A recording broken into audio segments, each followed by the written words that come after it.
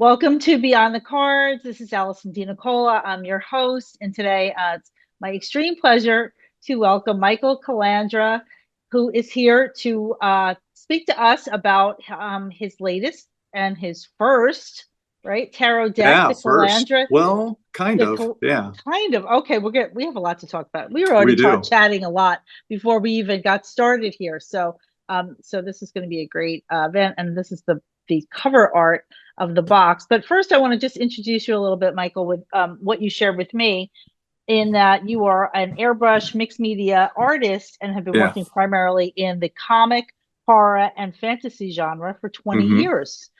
Mm-hmm. And you've done the cover art for many publications, illustrated a children's book, and written how-to articles for Airbrush magazines. Yeah. And so it's definitely immersed in the world of art. In fantasy art. Yeah. Awesome. It's a weird ride, you know. I mean, I started when I was young, I gravitated towards the Warren comics, the Vampirella, the eerie, creepy, uh, Tales of the Zombie, things like that. Your Bernie Wrightson, Rich Corbin, Frank Frazetta, and emulated that and tried to copy the style a little bit. And eventually, when I got into college, I don't think that was seen as like legitimate maybe back then. So, and this is a long time ago. Mm-hmm. And one of my professors was a wildlife artist, Ted Vassar, and I started to gravitate more towards wildlife art. So I did that for quite a time, maybe 10 years, and won some awards for that. But then, took a break for about a year. You know, the wildlife market kind of dried up for me. And when I went back to painting again, I was like, well, what do I want to do? Really? What do I want? And it's like, well, I'm going to do some of the stuff I did when I was younger, and started airbrushing and, kind of messing around with different media and different themes. And the airbrush took me into like pinup art, because it really gravitates. It's really easier to paint skin tone and model skin. So I started doing more pinup work, but I liked the horror stuff, and I kind of just eventually blended those together, and got wrapped up with doing covers for Heavy Metal magazine. I just finished a cover for Horror Hound magazine, and Airbrush Step by Step. I've done tutorials for them, and even did a kid's book, which totally unrelated to horror and fantasy, but I thought, it's different. Why not do it? Got to I try love different it. things. Yeah. Yeah, I think it's so inspiring. It's great for people to hear that working artists are, out there doing their craft, doing their art, and able to sustain, because there's a whole, kind of thought form that goes around with people that kind of like, well, you could do your art as a hobby, but Yeah. how you gonna support yourself? I have two art kids, so Do I you? my one Yeah. son's a photographer and the other is a jazz musician. And Yeah. I'm always like kind of coaching on the don't adopt other people's thoughts about what you can do, Right. Right. that kind of thing. So I eventually got to that point. I think early on you listen to everybody, and you're getting bombarded with what you should do and how it should work and how you should do certain things. And after a while, it's like, well, I want to do what I want to do. I have to say what I want to say, whether it's just doing character art for conventions or whether it's more my own fantasy type work, and develop your own interpretations of things sometimes. And after a while, you start picking and choosing what you want to listen to and who you want to listen to, and taking advice from people that don't have an agenda, where, somebody might be, have their own thing going where, when I did Heavy Metal magazine, people wondered why are you there? Well, I don't know. I just, he liked my work, and Kevin Eastman, who owned the magazine at the time, liked my work, and I was lucky, and it doesn't take away anything from anybody else, but sometimes it's just being in the right place at the right time too, yeah. and not listening to everybody's advice if they don't have your best interests in mind. you know? 100%. I love Yeah. that. Yeah. It's so important. It's so true because there's always going to be people that are like your cheerleaders that really just Yeah. want to see you succeed. Yeah. So they're going to be the people that give you good. They're going to be like the good people to bounce ideas off of, or talk about concepts with. And then there's going to be the people who are think that there's a limited amount out there. Yeah. That's Yeah. that statement. Why, why should you have XYZ? Like, why shouldn't Yeah. you have XYZ? Yeah. Talented artists, why not? Yeah. So, yeah, I Well, get it. Yeah. some of those magazines, they want content, Airbrush Step by Step. I've done several covers and articles for them, but I have to take the photos. I have to write the article and send it to them. And they're like, well, how come you got that? It's like, well, I don't know, write your own article. I mean, if you're a talented airbrush artist, or, that's what they're looking for. And there's so many of them, and they're like, well, I don't want to do that. It's too much. And it's like, well, then you won't be there. I Yeah. mean, they would do it if you would do it,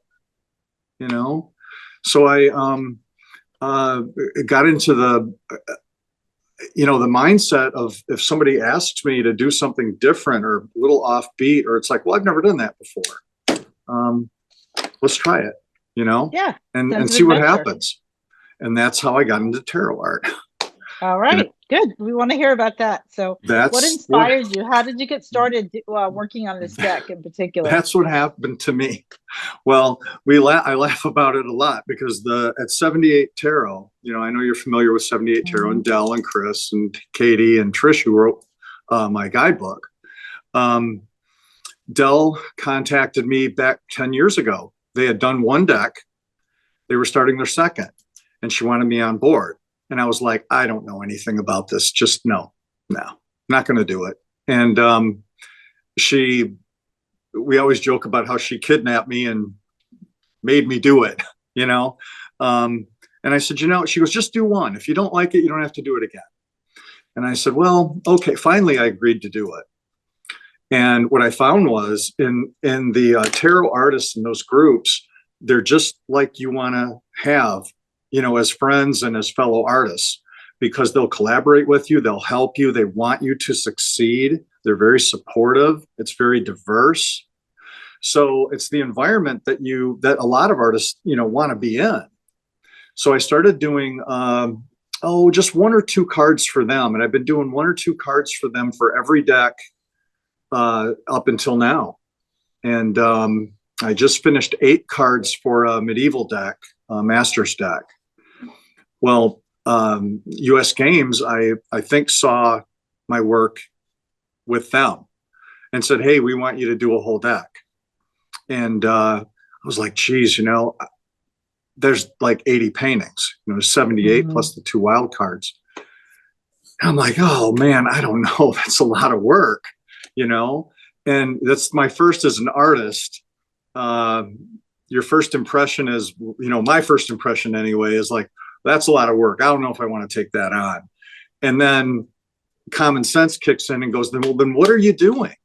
Why wouldn't you do this? This is what you are doing this for. It leads to other things. And it leads to other things, and you say no. Well, I said, yeah, let's do it. So I signed with US Games, and I never regret it. It's just, everybody's been so great to work with. Bravo. Yeah, and I've had a Bravo blast. for stepping on board. It Yeah, is daunting, right? it The is. art is it's a lot of art content to create, and it's a labor of love. Yeah, I'll it always is. say that it's a labor of love creating a tarot deck, because you do have a system that most people follow, one or the Mhm. other system of divination, whether it's a top deck or rider waite Right style away. deck. Yeah. Yeah. And so most people want to kind of follow along and at least have some truth of those systems in what Yeah. they create. So Yeah. here's the excitement, that Yeah. Michael has not seen his deck until Ah, he's been waiting to open the deck, which I right think is here. like an Never done incredible it. testament to your self-control, because I would have ripped that box open the first Oh, I minute it wanted stepped in the to, believe door. me. I signed my contract. It was on my birthday in February of 2020, just before we shut down for the pandemic. And my store here, I own a frame shop. I was closed for a couple of months, and I was able to work through that at home. It kept me kind of my creativity occupied, but I worked almost exclusively on the deck for 3.5 years, and it took another year for it in production to get released and delivered. And I have one. Mhm. And like I said, I've had it for a couple of weeks, and have not opened it. I always thought I was going to do an unboxing video, which is what I wanted to do. And I thought, well, there's a couple of them out there already by people that know way more than I do. So why don't I open mine and take a look at it, and maybe say a few things about a couple of the major cards, like, well, what's the story behind this, and what's the story behind, or why'd Beautiful. you do that? Because sometimes, you read the descriptions of the cards, and kind of, it's so weird. It's like I did the cards, all the minor cards, all the minors, I did those first. And I just kind of skipped around to see which ones I wanted to do. I'm like, oh, that one sounds interesting. And you read everything and you kind of soak it in, and it just kind of pops out, It was almost like I didn't have to think about it much. The inspiration just came for them. And the last thing I did were the majors. And I'm like, well, there's a fool's journey, right? So I'm pretty much a fool. So I'm going to do that. And I painted from the Fool all the way to the World, one at a time, right in order. And that was really interesting, because there were a couple of them that I had no idea about until I got to them. And then, hey, thanks US Games for packing this like this too. I can't get it open. We'll let the warehouse know how well they pack that. It's very well packed. So if you're worried about packaging when you order a deck, you don't have to worry about it. I want to say this while you're opening it's really interesting, because I think when I first started to learn tarot, going back now, early 2000s, one of the things that we did was we went through the majors week by week in a study group that I was in. So we basically had to live through each of those archetypes each week. And it's a quite deep dive when you live in, when you live in the Devil for a week, or the Tower, or even Temperance, and I think it's a common thing for a lot of artists that have, and writers who've worked on tarot, that they've experienced like a deep dive through this archetypal energies by working on this vehicle. And so it's interesting for people to hear that. Okay, but we're getting the first reactions here, because he opened. See it. I got a nice letter here from Paula. I won't read it online, but anyway, I'll open this up. So here's the deck. Here's the card deck. This is 3.5 years of my artistic life. And, it's weird to lay everything out, lay all of the cards out, or the originals, and put them on my floor here and look at all of them. And you go, I can't believe I did it. But it was just one at a time, and finally you get there. Oh, this is too wild. I can't believe this. Waiting and talking about it. And I've been through so much in the last few years. So here we get go. Into that. Yeah. We can see it. If you can see it. There's going to be another round of plastic in there too. Is there? Oh, yeah, there you have is. The book. Okay. Yeah. This is the guidebook. So if you can see, well, let me see if you can see. Okay. This is the guidebook written by my friend Trish. Okay. And so you can see that. I think it's 120 pages. Absolutely. Somewhere around there. Yeah, 114, 115. So right around there. Yeah. And then it's got, of course, my credits for the people that were involved, any photographers, models, anything like that. So there's plenty. It describes all of the cards. And then let's look at some cards here. Oh, I love the backs too.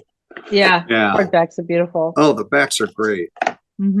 That's going to end up on my forearm or something, I think. Let's see, where'd my razor blade go? There it is. Okay. So I did pull some cards. So we'll see what Did you you? pull Okay. out. Yeah, I did pull some cards. And so I'll share Oh, those this is as you're so cool. Look opening. at this. Yeah, yeah. How does that feel? Isn't that, Oh, it oh my feels God, great. It's like, this it's is just your unbelievable art to see them all like this. in hand form, right? Yeah. In I can't hand believe form. seeing them like this.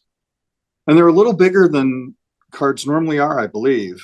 I've heard a couple people say that. Oh They yeah, the are, moon. yeah, this is the moon, which I pulled. It's so beautiful. I really love this card. It's a little slimmer and taller, maybe Yeah, than maybe a little slimmer and taller, which I think is really conducive to the art because most of all the art is vertical. It just yeah. gives it a little length like that. So And I these, pulled the moon. I'm gonna let you do your own pull, but I pulled the moon. So that's the moon card. And then I pulled the Seven of Cups, which I really really love because I like the way you represented the cups that are kind of that offering, and then there's like um little images on each of the cups yeah, that on almost each of look the like cups. facial. Yeah, That was that was one. I that's think cool. that was one of the last cards I did because I Oh had yeah, no idea what I was going to do. Yeah, yeah, yeah. yeah. I like One of the that. last It's minors that I did. cool. And then the third card I pulled was the Hierophant, which I think in its own way it like is like U.S. games when it comes to when it comes to Yeah, the tarot world because of the company's dedication to like carrying this forth. Unfortunately, I don't think you ever got to meet Stuart and Stuart Kaplan. So I didn't. so he was the torchbearer for and the Right. our chief leader for Yeah. And all well, those years. Jen was the one that contacted me. Yeah, And I dealt with her. She's the so one that kind of got me to do it. yeah, Yeah, I'll never forget that. So good, I'll always yeah, remember her for that. beautiful. Yeah, she got me to kind of, I'm like, oh, I don't know, I don't know if I can do it. How long is this going to take me? She said, well, it could take as long as you want. You can do it in 5 years. And I said, well, it won't take me that long, but I had to do a couple small samples to even time myself to see how long it would take me. Because I usually Hmm. work a little bigger. And, for these, well, they're going to be this size, they're small. So I don't need Right. to work 16 by 20, you Yes. know. So I worked smaller and faster and timed myself as to how many hours it would take. And then I kind of figured it to be 3 years, 2.5 to 3 years. And that's just about what it was. Yeah, it was about, well, I timed myself about 3 years and it took 3.5. So yeah, Wow. pretty close. Beautiful. Great job. So these, yeah, these are great. I don't know if you can see them or not. I'm just kind of flipping through them a little bit, but there's each card that, I took, this would be the fool's journey, just, right through the major cards and, you know, each one, I tried to make them as diverse as possible, um, different themes, the black and white, the duality of, with the chariot and yeah, these are great. The Hanged Man. Oh, there's one that well, Justice, of course, if you can see Justice, was, I used, rainbow colored themes for that. I've got a lot of LGBTQ themed cards, but you got to look a little bit. You might not notice Justice is that way, but, Hmm. once you see the colors, you go, oh, I kind of get it now, and Justice, that's the theme behind it. The Hanged Man. I wasn't sure exactly how I wanted to do that. If I wanted to hang an actual person, upside down. I know that's Hmm. the typical card, but I thought, well, make it different. Make it different instead of hanging them. The Hanged Man. It's like, why don't you just make it a skeleton? And it's more universal. So Hmm. that's why I did that. The Death card, which is also the original, hanging here too, sitting here too. Hmm. Um, I wanted to. I know the death moth is, a theme that's used quite a bit with the death card. So, I wanted to do that with the skull. Um, There's Temperance with the white, whoa, back here. The white birds turning black as they, or the white butterflies turning black as they go across her. And let's see, some that the star. Again, with the color, you know, just rainbow colors. That rainbow colors are not really a color palette that I normally use. You know, it's like, how do you mix all these colors together and make it work? But for some of these, they really did. Oh, the sun. That is my grandson. Oh, right there. Yeah, he was about, well, 2.5 probably at the time. We could not get that boy out of that cowboy hat. He wore it every day, constantly. It was like a security blanket for him. So I thought, well, the sun, and there's a little boy on, there's a baby on the horse. And I thought, well, that would be good for him. Judgment. That's my wife, actually, in that card. Judgment, no hidden meaning there, right? I'm gonna pull it out now so I can see. Yeah. I love that you softened. I love that you softened up the hangman. I like the color use in that. I feel like, you know, it's giving us that kind of fresh point of view, right? From it's like there is growth. There is growth from turning yourself upside down and kind of surrendering and letting yourself see things in a different way. So these are just my, you know, my interpretations. I dreamt about like a really mighty bee or moth last night. So when I saw this, it was amazing. And I was trying to swat it with something, and it had like a really strong auric field, and I couldn't get near it with what I was trying to. So it's really, really interesting. So anyhow, that caught my eye right out of the gate, of course. And and your wife is lovely as the Temperance. She's not Temperance. She's Justice. She's not Temperance. Right? She's Justice. Hold on. Let's get. Where did I put? I must have pulled her out. Put her somewhere else here. I see.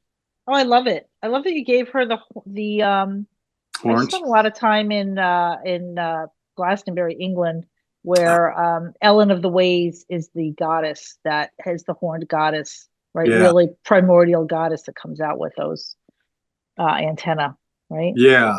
And I want things to have a fantasy theme to them, but somewhat universal too, you know.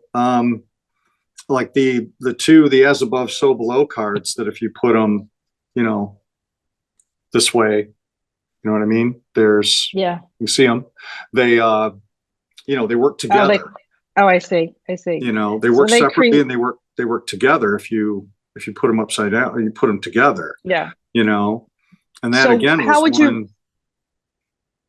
Go ahead. Sorry. Oh, I'm sorry. That again was one that, you know, I had to really think about. What do I want to do for wild cards? You know, it's, I don't know.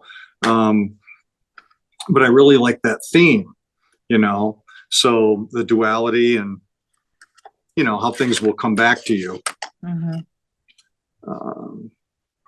So in a reading, what was your intention for these cards to represent? Oh, just that, that, you know, what you do in the world, what you put out comes back to you, you know? So to start kind of, you know, people should think about that a little bit. You know, sometimes there are battles you don't have to fight, you know? You know, if you put out negativity, you're going to get it back. You know, people will give it right back to you. So, and, you know, it's a simple thing, but sometimes people don't learn that lesson, you know.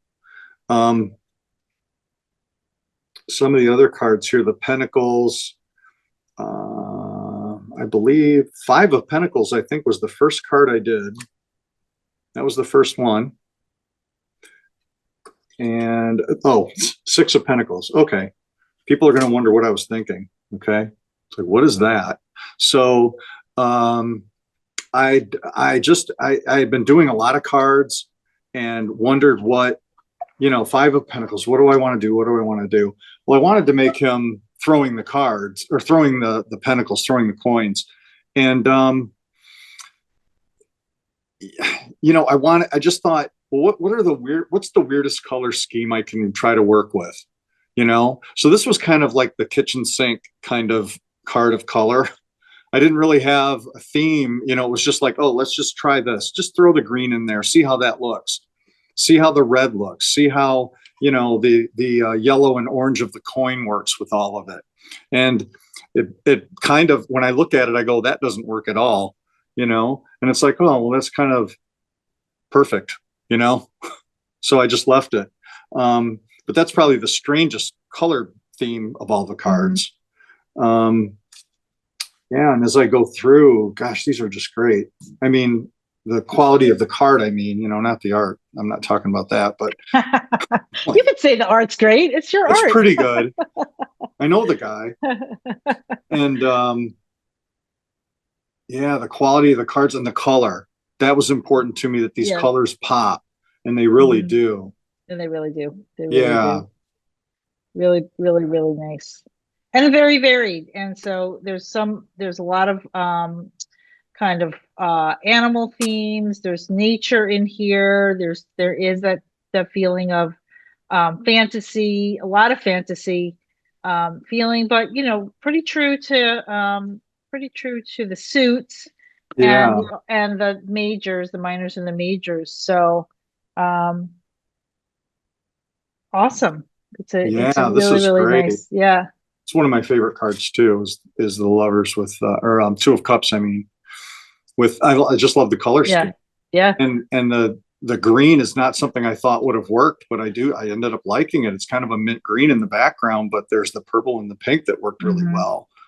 And how the two snakes come down and intertwine them together, you know. So that's a good card. I've done that card actually a couple of times for other companies and for 78 Tarot, and it's always one that I like to do. So you were sharing with me that in the beginning that you own a frame shop. Yeah. And we can see right behind you, there's some of the art from the deck. So do you want to just share with the listeners? Oh, yeah, that's the death card. That's the death card. And that one, I like the theme of that. I like the idea of rebirth because, you know, I think that there's always that negative connotation to the death card, and it really isn't that way. I mean, it's you know, rebirth, closing a door and then, you know, another door opens. And I kind of went with that, with the idea of the moth, which is, I think, what everybody else picks up on too when they do it, is that, you know, the moth transforms, you know, from a caterpillar, cocoon to moth or butterfly. So you end up with that kind of theme. But then I wanted to do the skull too. And the black roses or the black flowers all have little faces in them too. It might be kind of hard to see on the actual card in the deck, but there are little faces in there. I think that the longer we're around, you know, on the planet here, spinning around, you end up changing. You know, there's growth. And you have to recognize that growth sometimes and say, well, this is the way it used to be, and it's not that way anymore. I'm a different person. You know, things change you, different events. You know, we've had the death of relatives. I was sick for months, actually, you know, fine now. So hopefully, supposedly, but, you know, those things happen, and it's like they change you. It's almost like closing the door, and you've got to let that person go. I think, you know, you let that person go and say, well, this is who I am now, you know, and people that knew you maybe years ago, they know a version of you, you know, but not anymore, you know. So there's a lot of things that change, and you learn it through art, you know, because like I said, my subject matter has changed. You know, the way I paint has changed. You know, it wasn't until about 20 years ago I picked up an airbrush. Never used one before. And it's like, well, I used to do this kind of art. I don't anymore. You know, it's just, you grow out of it and shut that door, you know, and go forward. You have to, you know. Oh, the magician here, I have him up there, just no real reason, no meaning to, just why I picked him other than he was sitting here. Oh, it's me. I posed for it. So I posed for a lot of the cards, actually. I'm the most available model I have. So, and it's like when you have an idea, it's like, well, this is what I want to do, and this is the pose I want. Then it's like, well, there's nothing. I mean, I'm no point in looking for references or model references or anything. Just do it yourself. You know, it's the easiest way. But I had the idea of all of this, electricity running around, going down and up, and, so I wanted to kind of play around with that and really bright and have that electricity pop, it might be a little hard to see here, but you can see it in the card though. So. Yeah, I did see that. And I love that you used yourself as the model for a lot of them, because, you put yourself in the deck. It's like, it's your deck, it's your name, it's your art, and your actual, your family is in here. Family, so family and friends, family, friends. I mean, can you see King of Pentacles? Yeah. Also me, but you wouldn't know it, I don't think. I don't look like that, I don't think. But you change the faces, you change, you just kind of go with how the expression you want them to have. And the faces, although they're a little bit bigger in the paintings, by the time you reduce them down, you might lose a little bit of that, but it should still come across. You should still be able to see that. Awesome. Yeah. So I always like to ask whoever is on the podcast if there's anything like a fun fact or another superpower that you have that people don't maybe know about you, like something else in your life that you're willing to share, something that you're involved in, something that did I talk to you about this? Did I mention this to you or no? No, I mentioned it to somebody. I think I mentioned it to somebody. I think maybe, I don't know who I did, but oh yeah, happy Halloween. He sits in my shop all year round. No, I've been doing and teaching martial arts, I can tell you that, for 6 years, 1977, 78. Oh, wow. Yeah. Yeah. So I've been teaching self-defense, and I run my own class, run my own school. I've done that for years and years. I still currently teach, so, and again, that was something that, you go through a lot of transformations, because I started so young. Well, certain things were important to me at that time in my life.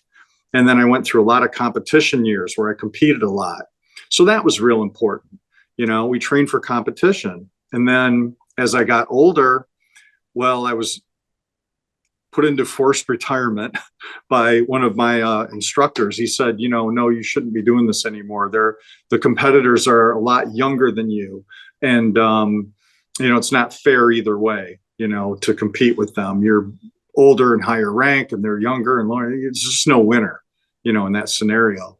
So after that, then, passing it on and teaching became real important. So you go from, learning, you're always learning, but especially at that first stage, and then you're applying, and then you're passing it on and teaching, and now I get so much satisfaction, me and the instructors I have, working with the kids to pass it on. It's really important. It's really helpful to a lot of them. And there just aren't that many things, I think, in life that you can do for somebody else that makes a difference in their life, that they'll remember, and hopefully they'll have good memories of it, Beautiful. Thank you for sharing that. Yeah. Awesome. Not meant well, now everybody knows, right? But it's something I just never really talk about or mention. There are people I see every day almost that don't know I even do that, and that's fine with me. It's part of you, but it's not your identity. Yes, and that's when things become dangerous. When something becomes your identity, you've kind of lost yourself. And, you know, you might be able to come around, circle around and find out who you really are. But, you know, to attach yourself to something like that is dangerous. I found out, you Hmm. know, um, yeah, it's been important to me the whole time, you know, still teach 3 days a week, you know. Awesome. That's Yeah. awesome. Amazing. So it's Yeah. just such a pleasure to talk to you. Yeah, The you card too. deck is really beautiful, Calandra Oh, Tarot. thanks. So just encouraging people to check it out. It's here, it's in stock. It just came in. Big I shipment know. just came into US Games. So that's exciting. Can't wait to see more, Michael, of how this evolves and unfolds Oh, I know. um, for you. So lots of big congratulations. I know it's a big, it's a big culmination of a lot of work and energy and all of that. So just such a great project, and also to your co-writer Trish. So Yeah, Trish. it's nice to have a collaborator. Oh, And yeah. yeah. I can't think of anybody else I would have had do it because she's been involved with 78 Tarot for so long. There's so many people to thank, you know. I mean, everybody at US Games, everybody at 78 Tarot that even got me involved into tarot. Um, and it's really opened up a lot of doors for me, both, you know, professionally and personally. You know, they're great friends that I've had, you know, through uh, uh, uh, being involved in the tarot groups. So yeah, I can't thank them enough. And then and the models and the people that I've worked with and the people that have inspired me and my family and that's been supportive through the whole thing when I'm up late at night working and you know, like That's where's part of it, dad? right? Yeah. Where's yeah, where are you? It's like I'm working, you know. So So we'll include your links to your social media things so people want to reach out and be yeah, in touch and find you and follow you. So thank you so much for taking the great. time today. Um, Yeah. until next time. Yeah, thanks. It was a pleasure.